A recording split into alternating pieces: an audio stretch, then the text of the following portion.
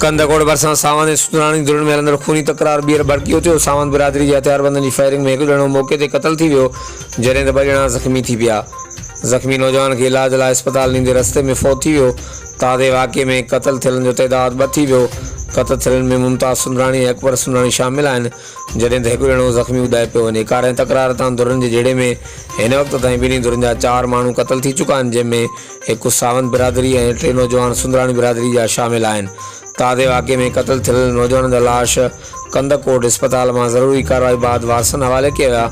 धुरनि में फायरिंग जो सिलसिलो जारी आहे, जॾहिं त ताज़े वाक़े जो केस दाख़िल न थी सघियो। हर वक़्तु आगाह लाइ ॾिसंदा रहो GTN वेब न्यूज़ कंदकोट।